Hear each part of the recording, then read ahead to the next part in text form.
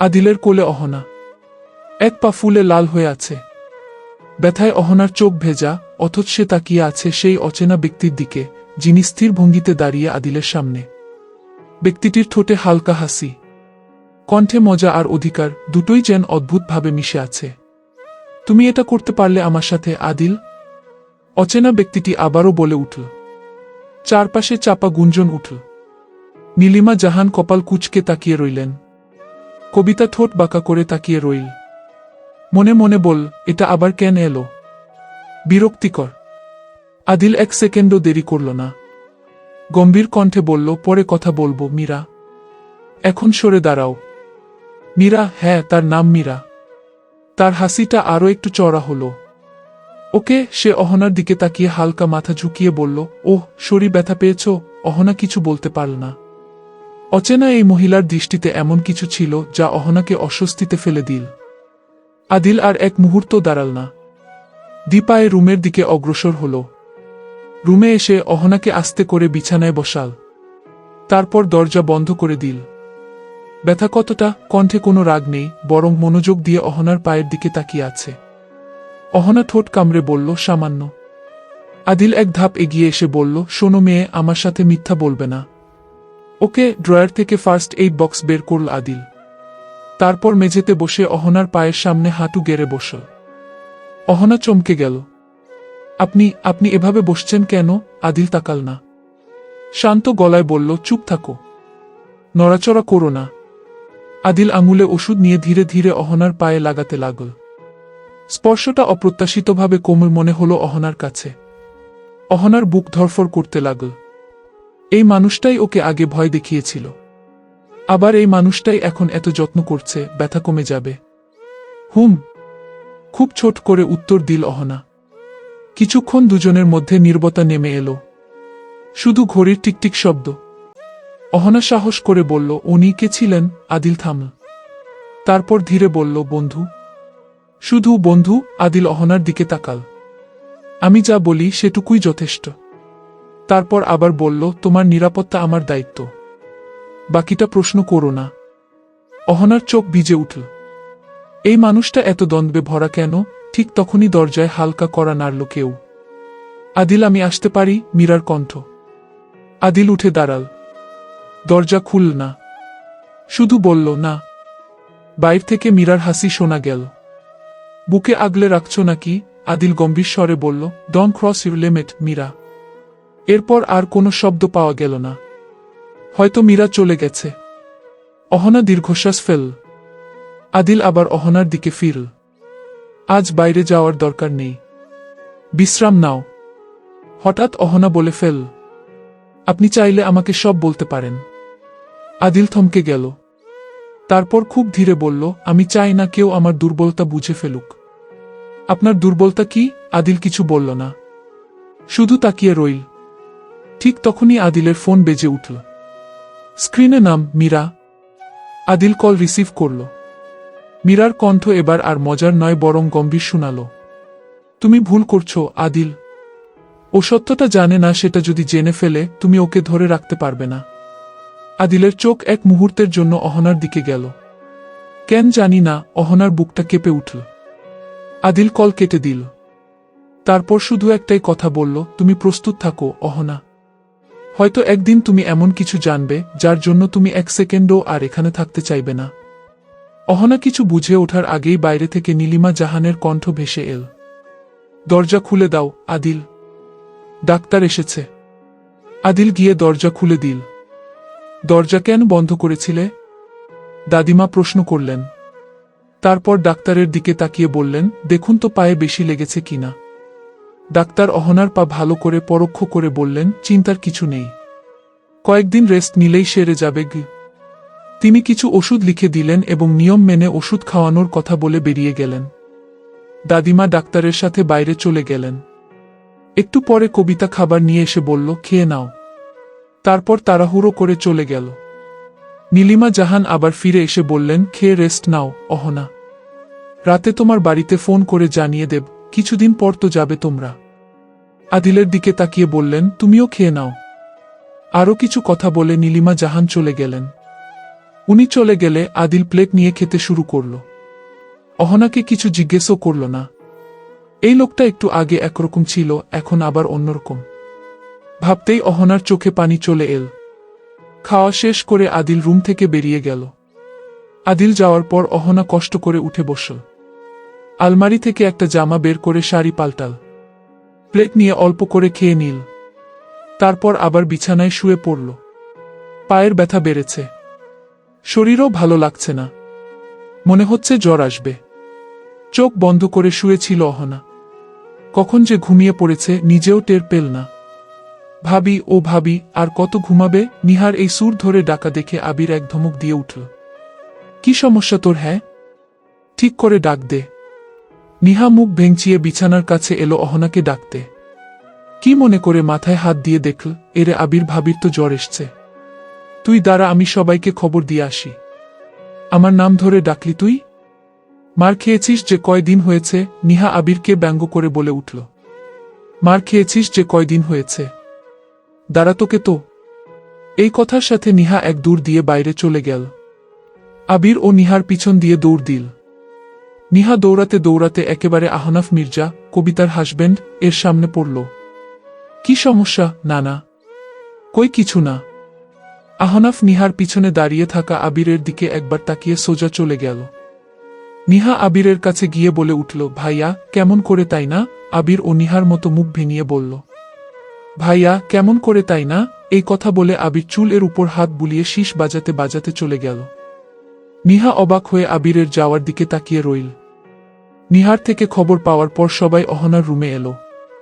দাদিমা বলল, জ্বর তো বেশি। পায়ের ব্যথা থেকে জ্বর চলে এসছে মনে হচ্ছে।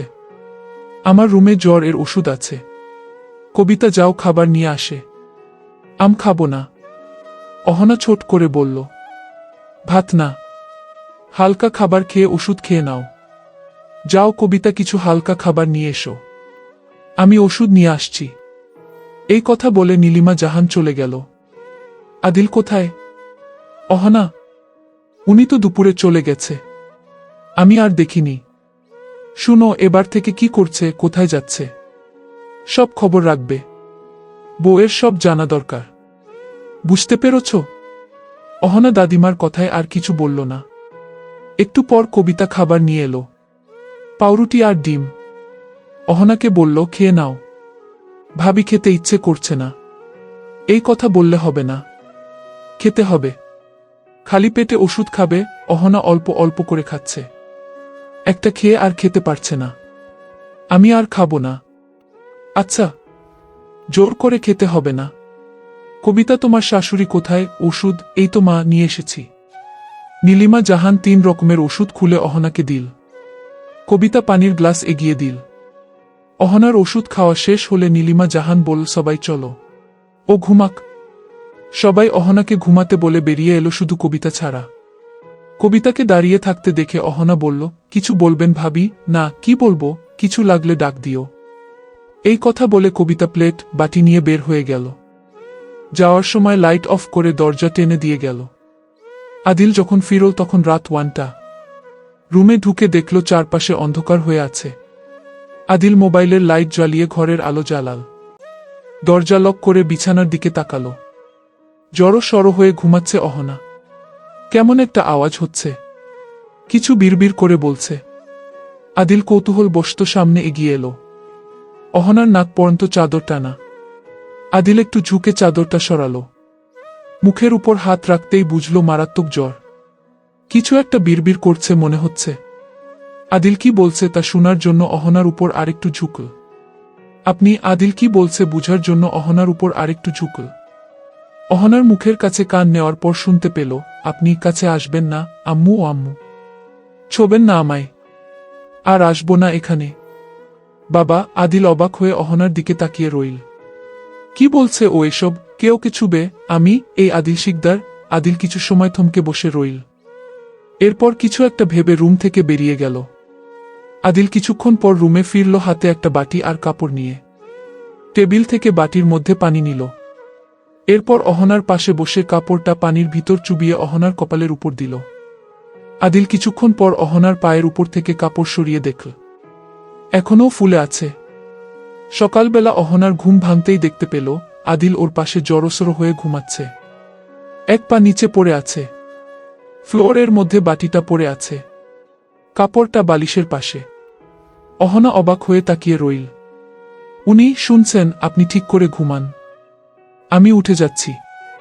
আদিলের ঘুম পাতলা হওয়ায় অহনার এই মিনমিনিয়ে ডাকে ও ঘুম ভেঙে গেল। চোখ খুলে অহনাকে পাশে বসে থাকতে ভ্রু কুঁচকাল। তুমি আমার পাশে কি করছো? আপনিই তো এভাবে এখানে ঘুমাচ্ছেন। আমি কালকে রাতের কথা মনে পড়তেই আদিল মাথা ধরে উঠে বসল। রাতে ঘুম না হওয়ায় মাথা ধরে আছে। অহনা বলল, আপনি আমার পাশে খাটে কি করছেন? খাট তোমার বাবা যৌতুকে দিয়েছিল। অহনা অবাক হয়ে চেঁচিয়ে বলল, কি? আপনি আমাকে যৌতুকের জন্য কথা শোনাচ্ছেন? আপনাদের এত থাকার পরে ও এখন যৌতুক চাইছেন? আপনি অহনা কথা শেষ করার আগেই আদিল ধমকে উঠল, জাস্ট শুট আপ ইডিয়ট। আদিলের ধমক শুনে অহনা চুপসে গেল। আদিল আর কথা না বলে ফ্রেশ হতে চলে গেল।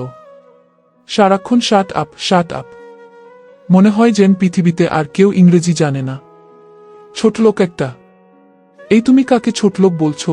অহনা পিছন ফিরে দেখতে পেল আদিল ওয়াশরুমের দরজার কাছে দাঁড়িয়ে আছে। অহনা আমতা আমতা করে বলল, আপনাকে বলিনি তো? সত্যি? ওদের কথার মাঝখানে দরজায় টোকা পড়ল। দাদিমার কণ্ঠস্বর ভেসে আসছে। অহনা তাড়াহুড়ো করে উঠতেই পায়ের ব্যথায় আবার ও বসে পড়ল। আদিল না দেখার ভান করে দরজা খুলতে চলে গেল। দাদিমা ভেতর এসে অহনাকে জিজ্ঞেস করল, নাতবু এখন কেমন আছে? পায়ের ব্যথা কমেছে? জি কমেছে। শুনো, তোমার সাথে দরকারি কথা আছে। জি বলুন। কাল থেকে নিহার সাথে কলেজে যাবে। তোমাকে নিহার কলেজ ভর্তি করিয়ে দিয়েছে তোমার শ্বশুর। একসাথে আসবে যাবে। এই বাড়ির বুদের উচ্চশিক্ষিত হওয়া লাগে, না হলে লোকদের কাছে দাম থাকবে না এই শিকদার মঞ্জিলের। অহনা অবাক হয়ে তাকিয়ে রইল। ও যে আর পড়তে পারবে এটা আর কল্পনাও করতে পারেনি। আদিল এতক্ষণ ধরে ওদের কথা শুনছিল। কিছু না বলে রুম ছেড়ে বাইরে বের হয়ে গেল। দাদিমা অহনাকে ফ্রেশ হয়ে নিচে আসতে বলে দাদিমা চলে গেল। অহনা ফ্রেশ হয়ে রুমে আসতেই চোখ গেল টেবিলের উপর রাখা চুড়ির দিকে, যেগুলো আদিল বিয়ের দিন রাতে অধিকার নিয়ে পরিয়ে দিয়েছিল। এগুলো অনেক ভারী পরে থাকতে পারবো না, আলমারিতে তুলে রাখি, পরে কোনোদিন দরকার হলে পরব। অহনা আলমারি খুলে ড্রয়ারে চুড়িগুলো রাখল। ড্রয়ারে বন্ধ করতে যাবে তখনই নজর পড়ল ড্রয়ারে পড়ে থাকা একটা ডায়েরির দিকে। এটা কি উনার? কি আছে এটাতে? অহনা কৌতূহলবশত ডায়েরিটা হাতে নিল। ঠিক তখনই একটা শক্তপোক্ত হাতের থাপ্পড় এসে পড়ল অহনার গালে। আদিল, এই মেয়ে, তোমায় একটা কথা একবার বললে বুঝতে পারো না? বলেছি না আমার ব্যক্তিগত ব্যাপারে মাথা না ঘামাতে। তোমার সাহস হয় কি করে আমার জিনিস ধরার? ভবিষ্যতে আমার কোনো কিছুর প্রতি অধিকার খাটাতে এলো এই থাপ্পড়টার কথা মনে রাখবে। আদিল অহনার হাত দেখে ডায়েরিটা নিয়ে আলমারিতে রেখে দেয়। এরপর আলমারি লক করে চাবি পকেটে নিয়ে রেগেমেগে বেরিয়ে যায় রুম থেকে। অহনা আদিলের যাওয়ার দিকে এক দৃষ্টিতে তাকিয়ে রইল। আয়নার সামনে গিয়ে দাঁড়াল। গাল লাল হয়ে আছে। অনেক জোরে মেরেছে কিনা। চোখ দিয়ে পানি পড়ার আগেই মুছে ফেলল। না, কাঁদব না আমি। শক্ত হতে হবে আমাকে। আপনাকে আমি শিক্ষা দিয়েই ছাড়ব আদিল শিকদার। আজকে আমি আপনার বাড়িতে শুধু আপনার কারণেই। সেদিন যদি আপনি 3 মাস আগে। শিকদার বাড়ির 2 ছেলে রেজাউল শিকদার, রাফায়েল শিকদার। তারা নাম করা ব্যবসায়ী। তাদের নিজেদের মশলার কোম্পানি রয়েছে বিদেশে ও তাদের যথেষ্ট নাম রয়েছে। তাদের এক বোন রয়েছে নিহারিকা শিকদার। রেজাউল শিকদার এর 2 ছেলে, বড় ছেলে আহনাফ শিকদার, পেশায় ডাক্তার। ছোট ছেলে আদিল শিকদার, সে পেশায় ইঞ্জিনিয়ার। অতি মায়ে সুরদর্শন, মায়াবী চেহারা। কেউ একবার তাকালে সহজে চোখ ফেরানো যায় না। ছোট মেয়ে আদিবা শিকদার নিহা বর্তমানে কলেজে পড়ছে। রেজাউল শিকদার আর রাফায়েল শিকদার এর মা রূপালী শিকদার। চেহারায় এখনো বয়সের ছাপ পড়েনি। পোশাক আশাকে আভিজাত্যের ছোঁয়া। তাকে দেখলে মনে হবে বয়স শুধু মায় একটা সংখ্যা। শিকদার বাড়িতে রূপালী শিকদারের কথাই শেষ কথা। ছেলেরা মা অন্তপ্রাণ। মায়ের অনুমতি ব্যতীত কোনো কাজে হাত দিবে না তারা। রূপালী শিকদার তার বড় ছেলের বউ হিসেবে নীলিমা জাহানকে পছন্দ করেছেন। দেখতে সুন্দর, ধনী পরিবারের মেয়ে দেখেই মনে হয়েছে এই পরিবারের যোগ্য বড় বউ একমাত্র নীলিমা জাহানই হতে পারবে। অন্যদিকে রাফায়েল শিকদার আজও বিয়ে করেনি। বর্তমানে বিদেশে সেটেলড, ব্যবসা সামলাচ্ছে। বাড়িতে কয়েক বছরের পর আসে কিছু দিনের জন্য। তার বিয়ে না করার কারণ রূপালী শিকদার। রাফায়েল শিকদার একটা মেয়েকে ভালোবাসত। মেয়েটির বাবা কলেজের পিয়ন। রূপালী শিকদার এটা জানার পর সোজাসাপটা না করে দেয়। ওই মেয়েকে বিয়ে করলে আমার মরা মুখ দেখবে তুমি। মায়ের এই কথার পর আর কিছু বলতে পারেনি রাফায়েল শিকদার। বিদেশি একাকিত্বকে বরণ করে নিয়েছে। আজও মেয়েটির ছবি আঁকড়ে ধরে, দিক শ্বাস ফেলে। যদি ফিরে পেত তাকে। আদিল গ্রামে যাবে। গ্রামে কিছু জমি আছে শিকদারদের। খবর পেয়েছে তাদের জমি নাকি কেউ দখল করার চেষ্টা করছে। হসপিটালে প্রেশার বেশি, তাই আহনাফ যেতে পারবে না। রাফায়েল শিকদার ও ব্যবসার কাজে ব্যস্ত, তাই আদিলকে যেতে হবে। সকাল সকাল তৈরি হয়ে নিচে এলো আদিল। নীলিমা বললেন, কবে ফিরবে তুমি? ওখানে ঝামেলা করার দরকার নেই, দেখে চলে আসবে। বেশি সমস্যা হলে পরে পুলিশ নিয়ে যাবে তোমার বাবা। আমি আগে গিয়ে দেখি, বাকিটা পরে দেখা যাবে। নীলিমা আর কথা না বাড়িয়ে আদিলকে নাস্তা করতে বলল। আদিল নাস্তা করছিল। একটু পর নিহা এসে চেয়ার টেনে ভাইয়ের পাশে বসল। ভাইয়া, তোমাকে পরোটা দিব আরেকটা? কি চাই? নিহা ফোন বের করে একটা জামার ছবি দেখালো। ভাইয়া সেটা কিনে দিবে? বেশি না, মাত্র মায়। ওই আর কি? নিহা, কত টাকা? 6,699 টাকা মায়। এটা মায়ে দিবে, কোনো টাকা নেই আমার কাছে। যা এখান থেকে। নিহা, ভাইয়াকে নাস্তা শেষ করতে দাও। বিরক্ত কেনে করছো? কোথায় বিরক্ত করছি? লাগবে না তোর টাকা। আমি বাবাকে বলবো, বাবা দিবে আমাকে। নিহা বকতে বকতে রুমে চলে গেল। আদিল নাস্তা শেষ করে দাদিমার কাছে গেল। দাদিমার থেকে বিদায় নিয়ে নিহার রুমে এলো। 7,000 টাকা বের করে নিহার হাতে দিল। নিহা টাকা পেয়ে খুশিতে আদিলের গলা জড়িয়ে ধরল। থ্যাংকু ভাইয়াস। এসব কি ধরনের ভাষা? ওই তোমাকে ভালোবেসে ডাকি আর কি। আদিল নিহার রুম থেকে বেরিয়ে এসে মায়ের কাছে যাচ্ছিল, তখনই কবিতা সামনে পড়ল। সাবধানে যেও আদিল, পৌঁছে ফোন দিও। আদিল কবিতার দিকে না তাকিয়ে পাশ কাটিয়ে চলে এলো। আদিলের যাওয়ার পথে তাকিয়ে কবিতা বলল, তোমাকে একদিন আমার কাছে আসতেই হবে আদিল শিকদার। আদিল নীলিমা জাহান থেকে বিদায় নিয়ে গ্রামের উদ্দেশ্য বেরিয়ে পড়ল। আদিল যখন গ্রামে পৌঁছালো তখন দুপুর পেরিয়েই বিকাল হবে। পথে কয়েকবার বাড়ি থেকে কল এসেছে, তার বেশিরভাগ কবিতার নাম্বার থেকে। কিন্তু আদিল কল রিসিভ করেনি।